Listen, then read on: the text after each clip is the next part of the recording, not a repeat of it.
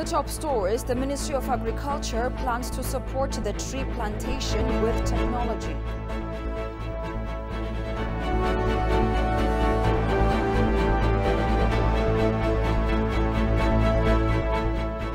And South Sudan committed to maintain peaceful coexistence with Ethiopia.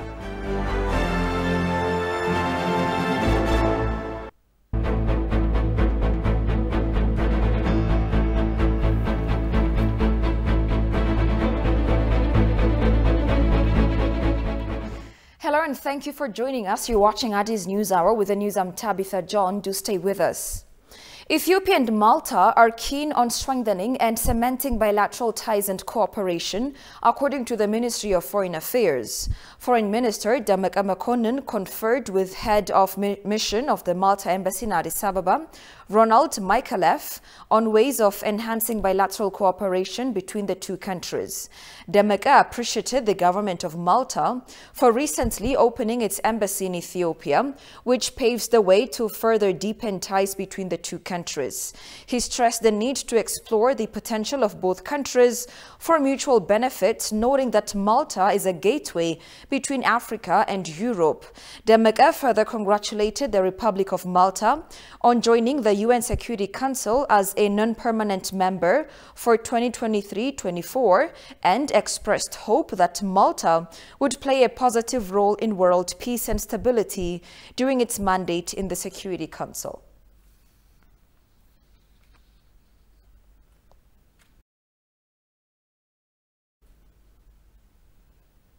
The monthly Addis Wag, a discussion organized by the Prime Minister's Office Press Secretariat, is underway under the theme Youths for Tomorrow's Ethiopia. The session is said to indicate the contribution, role and responsibility of the youth to the future of Ethiopia. Panelists urged the youth to overcome challenges and realize their potential to develop themselves and their country. Young Ethiopian entrepreneurs took part in the discussion, sharing their experience of challenges and success.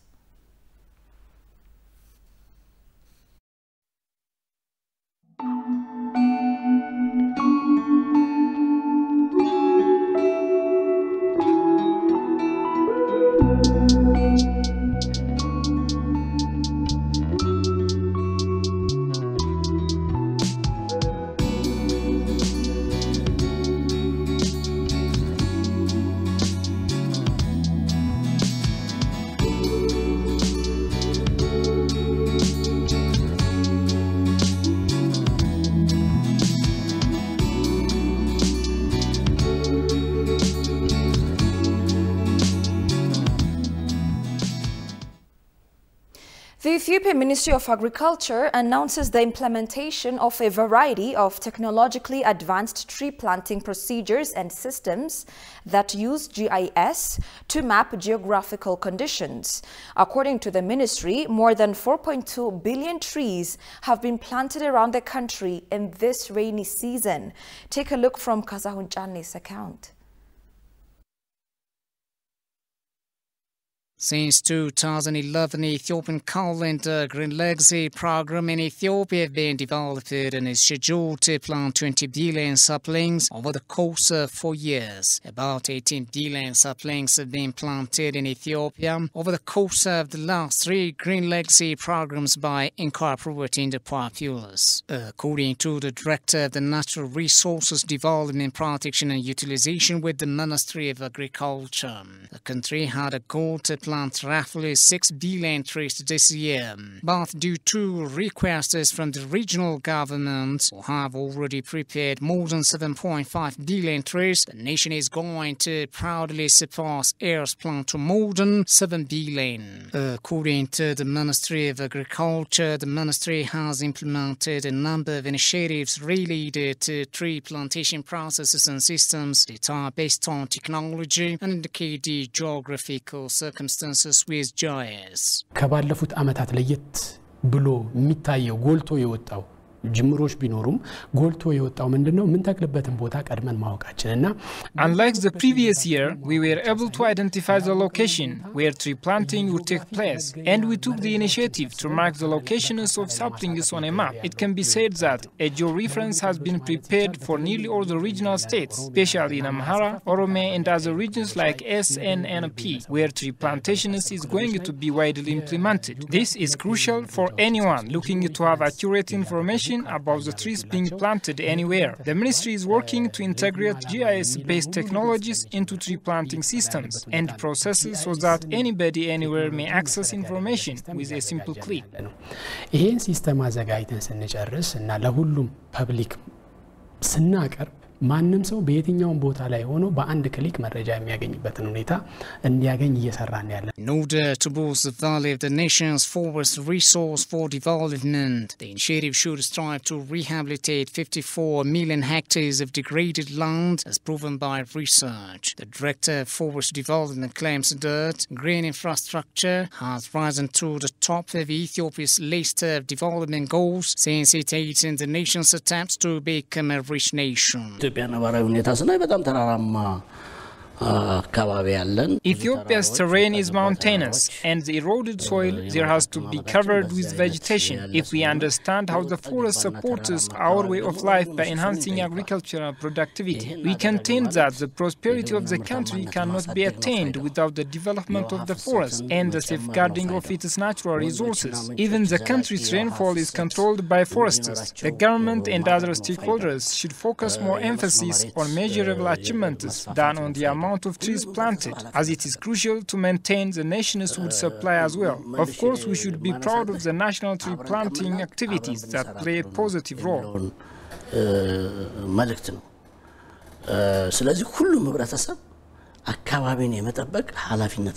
Besides the government, Prime Minister Abiy Ahmed has urged all Ethiopians, particularly investors, to get involved in the Green Legacy project. Ethiopian ambassador to Zimbabwe, Rashid Ahmed, presented his letter of credentials to President Emerson Mnangagwa. Ambassador Rashid, who conveyed cordial greetings and best wishes from President Sahle-Work Zewde to President Mnangagwa, expressed his appreciation to the president for the kind arrangements of the presentation of credentials. Both sides exchanged views on a new strategic, forward-looking and action-oriented direction to cement more reliable ties. Noting that Ethio-Zimbabwe ties are historic, Mnangagwa affirmed that Ethiopia cherishes its relations with Zimbabwe to maintain the continued growth of the political cooperation. In a related development, Ethiopian ambassador to Egypt, Hassan Ibrahim Musa, delivered a copy of his credential letter to the Chief of Protocol Affairs of the Ministry of Foreign Affairs of Egypt. Ambassador Hassan pledged to boost the bilateral relationship between the two countries, taking their historical relationship into account. Nabil Habshi, the Egyptian Foreign Ministry's Chief of Protocol, expressed best wishes for Ambassador Hassan, pledging to support him during his stay in Egypt.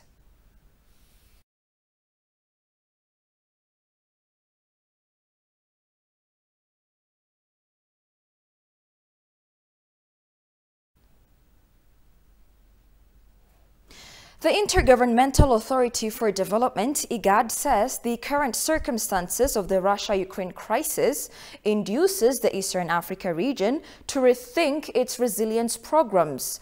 The IGAD region faces diverse challenges due to the recurrent droughts, floods, and other climate-related distress, it was indicated. The remark came while IGAD kicked off its 14th Drought Disaster Resilience Initiative at its headquarters. Goshu Maliso has more from the Ethiopian News Agency. The 14th IGAD Drought Disaster Resilience Initiative, under the theme Consolidating the Path for Resilience and Sustainability, scaling up humanitarian actions and resilience investments, kicked off today. The current circumstances compel the need for a paradigm shift to accept the impact of multiple shocks, including the war in Ukraine, and rethink resilience programming in the region, IGAD Executive Secretary Workneh Gebeyehu said. In his opening remark, he said the authority has been consistently working to strengthen resilience capacity in pastoral and agro-pastoral communities, which contributed to regional integration. To make matters worse, this is not just a food crisis, but also the combination of a food crisis, health crisis, as well as malnutrition among children, the elderly and the women in exceeding of 90 million in the three most affected countries, namely Ethiopia, Kenya, and Somalia. Additionally, it is also an economic crisis with over 7 million head of livestock, which are the main source of life for pastoralist communities of our region. State Minister for Agriculture Fikru Raggasa, for his part, said IGAD region faces diverse challenges that increase the vulnerability of communities. With this respect, the Ethiopian government recognizes that drought-prone communities in our sub-region share the same ecosystem and are interconnected through the shared natural resources, socio-cultural, and transboundary human and animal movements.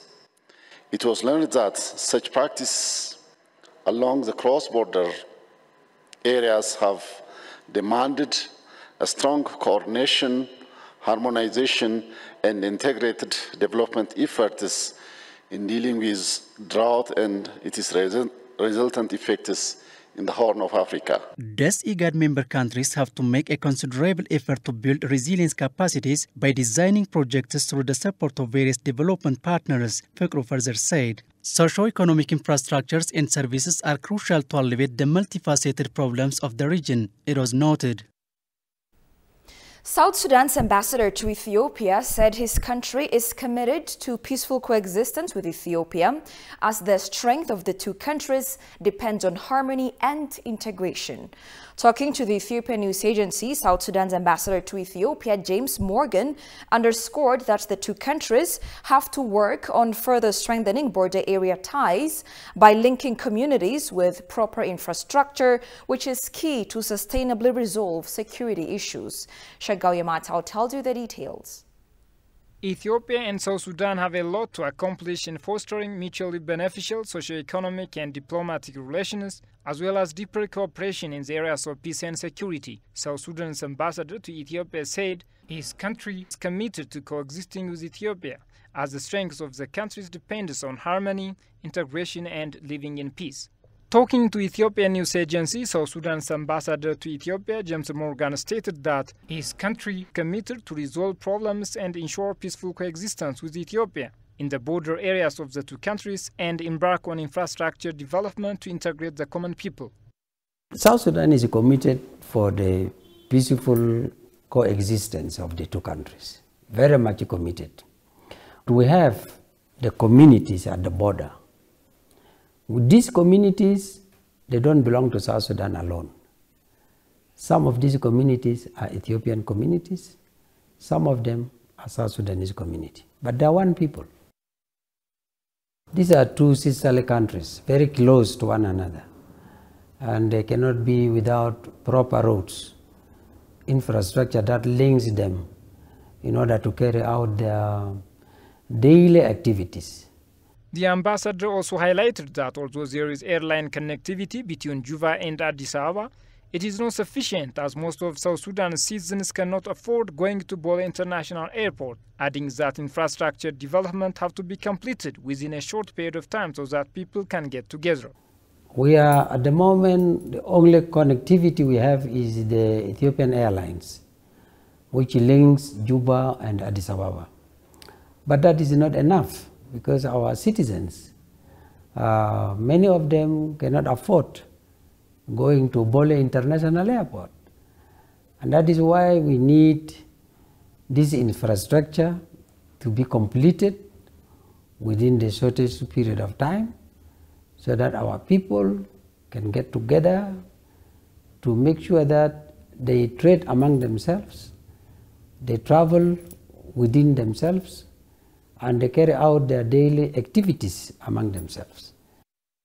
According to him, South Sudan and Ethiopia have been working at boosting interconnectivity and economic ties through the construction of road infrastructure to link the two East African countries, adding that priority has been given to the Gambela-Pagak-Faluj route, with construction set to commence in the near future among the selected 5 routes to connect the two countries.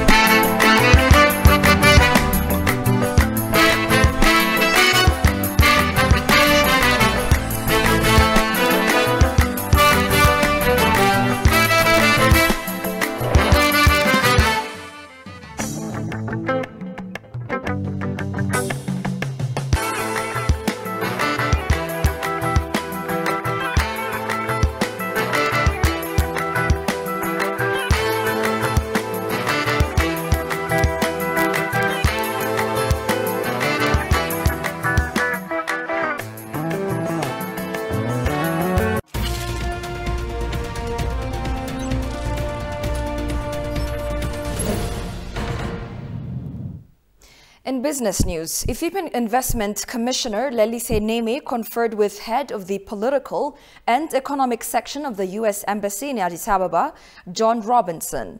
The discussion centered on ways of boosting investments in Ethiopia. The meeting identified strategies to boost U.S. investments in Ethiopia and to follow up on the process of AGOA's resumption.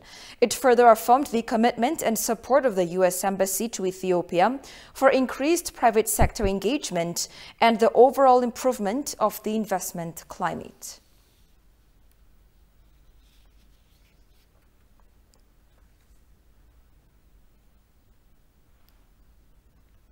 And now take a look at the latest foreign exchange rates.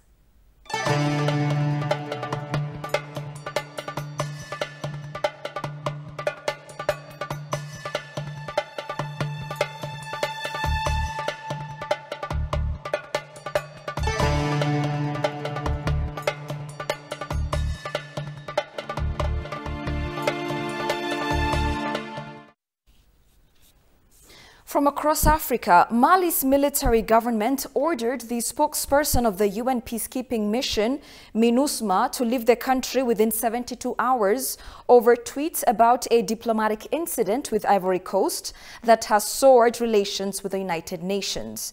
The issue over Olivier Salgado, a French national, relates to 49 troops from Ivory Coast who were detained after landing at Bamako airport on July 10. The authorities have accused the troops of being mercenaries. Shagaye Matao tells you more from Africa News. A country on the move, but not just on the roads. Mali is continuing its new direction in foreign policy, first with the expulsion of the French anti-terrorism force, and now the expulsion of the spokesman of the UN's peacekeeping force in the country. Olivier Salgado was given 72 hours to leave on Wednesday over posts he made on Twitter concerning a controversy involving Ivorian troops. In this kind of situation, the state must take its responsibility, because when you are the spokesperson for an organization as serious as MINUSMA, which is part of the United Nations, you must stand up. You must speak out for peace. I take it as an act of tendentious manipulation, making people believe that it was MINUSMA that had the authority. Normally, it was MINUSMA itself that should expel Olivier Salgado before the Malian state did so. But since MINUSMA was slow to do that, the government took its responsibility. The move by the Mali junta is generating furious reactions in the West African nation. Abubakar Siddiq Fomba is the member of the National Council for the Transition CNT, but Ivory Coast says they were sent to provide a support role for MINUSMA under a routine rotation. The expulsion comes amid mounting friction between Mali's ruling military and international partners supporting the country's fight against jihadists.